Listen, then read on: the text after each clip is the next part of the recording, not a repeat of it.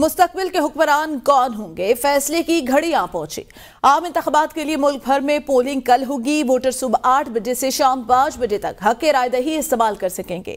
मुल्क भर में पोलिंग अमले को इंतखाबी सामान की तरसील भी जारी है। इस्लामाबाद, कराची, लाहौर, पेशावर, कोयटा, फैसलाबाद, मुल्तान समेत शहर शहर, गाँव गाँव इंतखाबी सामान की फराहमी का अमल इस वक्त जारी है। लाहौर में इंतखाबी सामान आज पोलिंग स्टेशन पर मुंतकिल किया जाने का अमल शुरू हो गया है। रिटर्निंग अफसरान इंतखाबी सामान प्रिजाइडिंग अफसरान के हवाले कर रहे हैं। शहर में कौमी असम्बली के 14 और सूबाई असम्बली के 30 हलकों में सामान की तरसील होगी। लाहौर से कौमी और सूबाई असम्बली की नशिस्तों पर 68 लाख से ज्यादा वोटर्स हक राय दही इस्तेमाल करेंगे।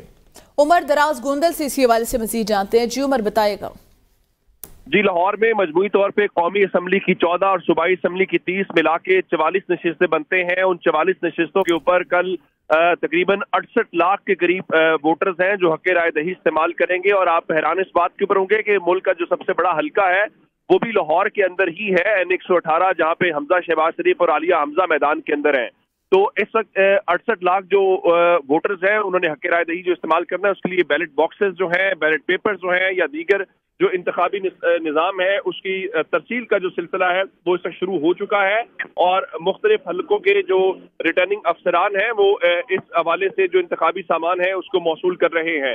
लाहौर में मजमूई तौर पे 4345 पोलिंग स्टेशन कायम किए गए हैं। उनमें मर्दों के लिए 1549 और खवातीन के लिए 1499, जबकि 1316 ऐसे पोलिंग स्टेशन हैं जहाँ पे मर्द और खवातीन दोनों अपना हक राय दही इस्तेमाल कर सकते हैं। तो लाहौर के अंदर इंतहाई सख्त सिक्योरिटी के अंदर जहाँ पे पुलिस रेंजर्स और फौज की खिदमत इलेक्शन कमीशन ऑफ पाकिस्तान को हासिल है।